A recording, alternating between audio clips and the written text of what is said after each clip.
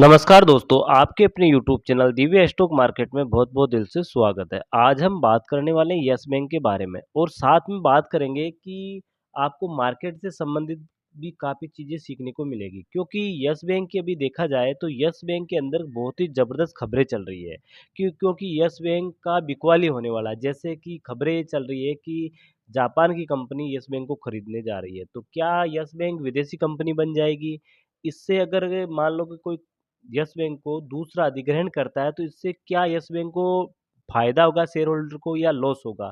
ये सारी बातें वीडियो के माध्यम से जानने की कोशिश करेंगे। इसके अलावा अगर आप मार्केट में काम करते हो तो इस बातों से आपको काफ़ी कुछ चीज़ें सीखने को मिलेगा। क्योंकि ये कोई यस बैंक के साथ ही नहीं होता है, कई स्टॉकों के साथ ऐसी चीज़ें देखने को मिल जाता है। तो इससे आपको काफ़ी बातें सीखने को मिलेगी। यस बैंक के स्टॉक को देखा जाए तो यस बैंक के स्टॉक ने काफ़ी लोगों को रुलाया भी है, काफ़ी हँसाया भी है। अगर देखा जाए तो स्टॉक 400 के आसपास था। यहाँ पर देख सकते हो 17 अगस्त 2018 की बात की जाए तो यहाँ 393 पे स्टॉक था और यहाँ से स्टॉक के अंदर भयंकर गिरावट आई और स्टॉक ₹5 पे आ गया। अब सोच लो कि जिन लोगों ने इस रेंज में खरीदा उन लोगों को यस बैंक ने कितना रुलाया है। और अगर देखा जाए तो यस बैंक का जब जिन्होंने ₹5 के आसपास स्टॉक को खरीदा, उन लोगों को वैसे देखा जाए तो 24, 32 के आसपास गया था, तो अच्छा प्रॉफ़िट देखने को मिल रहा है। तो मार्केट में ऐसी चीज़ें होती रहती है। तो यस बैंक के अंदर क्या हुआ कि काफ़ी लोगों ने लोन लिया, फिर यस बैंक का काफ़ी पैसे डूब चुके थे, इसकी वजह से इसके अंदर गिरावट देखने को मिला था। तो यस बैंक की अभी काफ़ी खबरें देखने को मिल रहा है। एक खबर तो ये भी आ रही है कि यस बैंक की कि 400 करोड़ रुपए का जो यस बैंक के साथ धोखाधड़ी किया है, उसको गिरफ्तार कर लिया गया। इसके अलावा यस बैंक को मार्केट के अंदर ये भी खबरें आ रही है कि यस बैंक को बेचा जा रहा है। तो आपने देखा होगा कि यस बैंक जब बिल्कुल खत्म हो चुका था, यानी डूब चुका था, तो यस बैंक का देखा जाए तो ये यस बैंक 6 नंबर क्या पर आती है सभी बैंकों में। तो ये एक लार्जेस्ट बैंक है, कोई छोटी बैंक नहीं है थी। लेकिन इसके अंदर दिवालिया-सा हो गया, इसमें काफ़ी कर्ज़ हो गया, क काफ़ी कंपनी के पैसे डूब गए, तो इसकी वजह से इसके अंदर काफ़ी गिरावट देखने को मिला। लेकिन जब ये यस बैंक डूबने की कगार में आ गई, दिवालिया होने की कगार में आ गई, तो आरबीआई ने एसबीआई से मिलकर, एक्सिस बैंक से मिलकर, एचडीएफसी से मिलकर, इन बैंकों से मिलकर यस बैंक को ज़िंदा किया। क्योंकि इन्होंने यस बैंक की काफ़ी हिस्सेदारी खरीदी, जिससे यस बैंक ज़िंदा हुआ था। और ₹10 के आसपास हिस्सेदारी खरीदी। तो जो इन्होंने हिस्सेदारी खरीदी थी, उनका लॉकिंग टाइम था, वो लॉकिंग टाइम खत्म हो चुका है। तो क्या अभी आरबीआई द्वारा ये जो दिए गए एसबीआई को, एक्सिस को नियम, उनके तहत ये एक्सिस बैंक, एसबीआई अपने पैसे को वसूल करेगा? अपनी हिस्सेदारी बेच के क्या वसूल करेगा? तो ये सारी बातें हम वीडियो के माध्यम से जानने की कोशिश करेंगे, इससे क्या फ़ायदा हो सकता है, क्या लॉस हो सकता है। तो आप बने रहे हमारी वीडियो के लास्ट तक। अगर आप हमारे चैनल में पहली बार विजिट कर रहे हो तो हमारे चैनल को सब्सक्राइब कर दीजिए, एक बेल आइकन घंटी जरूर दबा दीजिए ताकि समय-समय पर आपको जो मिलती रहे। तो यस बैंक की परफॉर्मेंस की बात की जाए तो यस बैंक के पास 3.2 करोड़ यानी 3.2 करोड़ टोटल यूजर्स है, यानी टोटल अकाउंट है। इन इनमें से इसके पास 2 करोड़ सेविंग अकाउंट है। इसके पास 2 करोड़ सेविंग अकाउंट है और यस बैंक के पास 2.21 लाख करोड़ टोटल इसके पास जो सेविंग अकाउंट है उसके अंदर फंड पड़ा है। तो यस बैंक के अंदर आप देख सकते हो कि अभी भी यस बैंक कोई बिल्कुल खत्म नहीं हो चुका है। इसके पास अभी भी काफ़ी अकाउंट है, 3.2 करोड़ अकाउंट है, 2 करोड़ अकाउंट इसके अंदर अभी भी सेविंग अकाउंट है, 2.20 लाख करोड़ रुपए अभी भी इसके अंदर पड़ा है। तो यस बैंक के वैसे देखा जाए तो अभी भी ये काफ़ी मजबूत बैंक है, लेकिन इस पे कर्ज़ा ज़्यादा है। अगर इसकी कर्ज़े की बात कर लें तो बहुत ज़्यादा कर्ज़ा है इस पे।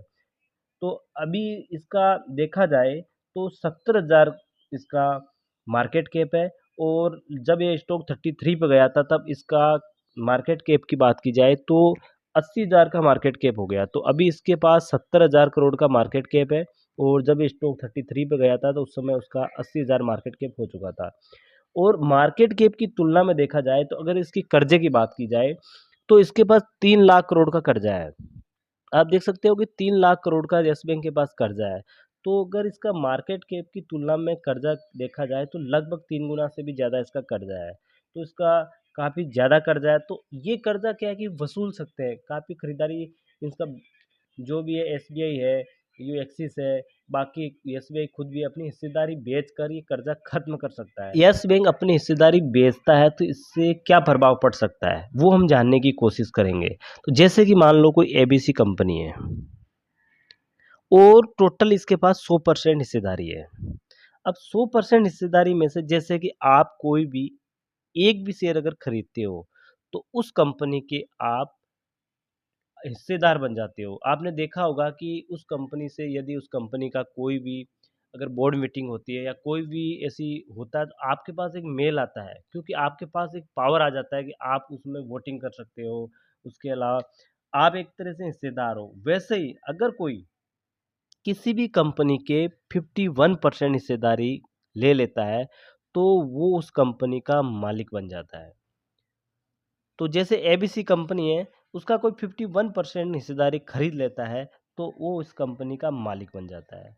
तो आप देख सकते हो कि बात ये है कि जैसे कि एबीसी कंपनी है और दूसरी एक्स-वाई-जेड, जैसे एबीसी कंपनी है और दूसरी एक्स-वाई-जेड मान लो इसको खरीद रही है। तो एबीसी कंपनी को एक्स-वाई-जेड अगर 51% से अधिक खरीदती है, तो एक्स-वाई-जेड एबीसी कंपनी पर मालिक हो जाएगा। अब आपने देखा होगा कि कोई भी कंपनी जब ये एक्स वाई जेड एबीसी को खरीद रही है 51% हिस्सेदारी कर रही है तो क्या होगा कि एबीसी कंपनी क्यों बेच रही है क्योंकि इसके पास कर्जा हो गया मान लो तो कर्जा हो गया तो ये अपनी हिस्सेदारी इसको बेच देती है तो इसका कर्जा खत्म हो जाएगा। अब एक्स वाई जेड के पास पूरा पावर आ जाएगा और एक्स वाई जेड इस कंपनी को इसलिए खरीद रहा है क्योंकि वो उसको पता है कि इस कंपनी का मैं मैनेजमेंट में सुधार कर सकता हूँ, इस कंपनी को मैं आगे लेके जा सकता हूँ। इस वजह से वो इस कंपनी को खरीद रहा है। तो ऐसे में क्या होता है कि क्योंकि एक्स वाई जेड के पास काफ़ी पैसा है, तो इस कंपनी को वो वापस प्रमोट कर देगा। तो ऐसे में क्या है कि कंपनी का अधिकतर फायदा ही होता है, लॉस नहीं होता है। तो अगर यस बैंक अपनी हिस्सेदारी बेच रहा है और कोई कंपनी इसकी हिस्सेदारी खरीद रहा है तो इसमें आने वाले समय में अ- अधिकतर कंपनी को फायदा होने का ही चांस है। तो मैं आपको इसको खरीदारी करने की और बिकवाली करने की सलाह नहीं दे रहा हूँ, मैं आपको ये चार चीज़ें समझाना चाहता हूँ कि इससे क्या हो सकता है। अभी कोई इसकी कोई बिल्कुल परफेक्ट खबर नहीं है, ये खबरें चल रही है मार्केट के अंदर और आप देख सकते हो कि खबरें चल रही है कि क्या कंपनी विदेश की हो जाएगी। यस बैंक जापानी निवेशकों से बना रहा है ये प्लान। तो यस बैंक के करीब 4 साल पहले यस बैंक के ढहने की कंगार बता। इसके बाद आरबीआई की निगरानी में इसे बचाने की कोशिश हुई और आरबीआई की अगुवाई में एक जो कि उन्होंने काफ़ी ₹10 के हिसाब से SBI, LIC, HDFC bank, ICI bank, Kotak Mahindra bank, axis bank, IDFC, first bank तो इसमें पैसे डाले थे और ये निवेश 3 साल के लॉकडाउन पीरियड के साथ किया था, जो मार्च 2023 में खत्म हो गया। तो इनका अभी लॉकिंग पीरियड खत्म हो चुका है, तो ये कंपनी ये अपना हिस्सेदारी बेच के अपना पैसा वसूल कर सकते हैं। तो यस बैंक के विदेशी हो जाएगा जापान के मित्सुबिशी यूएफजी फाइनेंशियल ग्रुप जो कि एमयूएफजे और Sumitomo Mitsui banking corporation SMBC ने यस बैंक की हिस्सेदारी खरीदने में दिलचस्पी दिखाई है। मनी कंट्रोल के सूत्रों के हवाले से जो जानकारी मिली है उसके मुताबिक यस बैंक में मेजॉरिटी हिस्सेदारी खरीदने पर विचार कर रहे हैं। इसके अलावा मिडिल ईस्ट की कुछ कंपनियां भी यस बैंक में अपनी दिलचस्पी दिखा रही है। ऐसे समय हो रहा है कि जब state bank of India SBI की अगुवाई में बना कॉन्स्टिट्यूएम अपनी हिस्सेदारी बेचने की योजना बना रहे हैं। इसी कॉन्स्टिट्यूएम ने करीब 4 साल पहले यस बैंक को ढहने से बचाया था।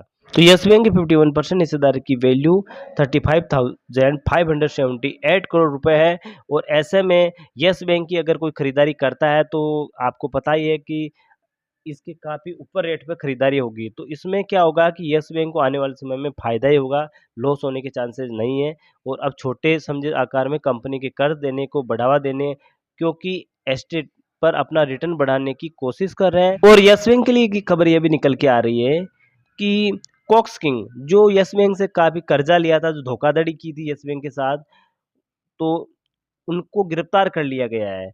तो ये आप खबर देख सकते हो कि 2021 में ये भी खबर निकल के आई थी 2021 में जो कि ईओडब्ल्यू ने यस बैंक से लगभग 400 करोड़ रुपए का धोखाधड़ी किया था कॉन्ग्स एंड किंग्स की सहयोगी company Kongs and Kings financial service limited जो कि सीके एफएसएल के खिलाफ अपराध दर्ज किया है। तो इससे भी अगर ये मिल जाता है यस बैंक को, अपना पैसा मिल जाता है, तो इससे आने वाले समय के अंदर यस बैंक को काफ़ी फायदा हो सकता है। इसके माध्यम से आरोपी 7 सितंबर 2018 से 1 नवंबर 2019 तक यस बैंक के 400 करोड़ रुपए का ऋण लेने में कामयाब रहा है। ऋण के पैसे का एक बड़ा हिस्सा कथित तौर पर जो कि कॉन्ग्स एंड किंग्स लिमिटेड में अपने फायदे के लिए भेजा दिया गया। शिकायतकर्ता की जोशी में एफआईआर में कहा कि आरोपी कंपनी ने उच्च साख को सही ठहराने के लिए अपने गलत फर्जी वित्तीय वितरण प्रस्तुत किए हैं। कंपनी ने जिस उद्देश्य के लिए ऋण लिया था उसके लिए ऋण राशि का उपयोग नहीं किया गया। कंपनी ने यस बैंक द्वारा लगाए गए विभिन्न नियमों और शर्तों भी उल्लंघन किया गया और बैंक के नियम को उन्होंने गलत किया। इस शिकायतकर्ता के कहा कि फर्जी बैलेंस शीट की मदद से ट्रस्ट ने बैंक को थ्री 398.38 करोड़ रुपए पर गलत नुकसान पहुंचाया है। तो आप देख ही सकते हो कि यस बैंक को काफ़ी नुकसान पहुंचाया था, तो इनको गिरफ्तार कर लिया गया। तो आने वाले समय के लिए यस बैंक के लिए कहीं न कहीं अच्छी खबर है। तो आप देख ही सकते हो कि बिल्कुल आप सोच समझ के ट्रेड कर सकते हो, क्योंकि ये यस बैंक के लिए नुकसानदायक भी हो सकता है और लाभदायक भी। अधिकतर लाभदायक होने का ही चांसेस है, लेकिन अभी कोई कन्फर्म खबर नहीं है। ये एक मार्केट के अंदर खबर चल रही है। तो यस बैंक का स्टॉक अगर 26 रुपये से ऊपर मिलता है तो इसमें धीरे-धीरे करके खरीदारी किया जा सकता है, लेकिन ज़्यादा खरीदारी ना करें। ओके दोस्तों, ये वीडियो सिर्फ एजुकेशन पर्पज़ से था।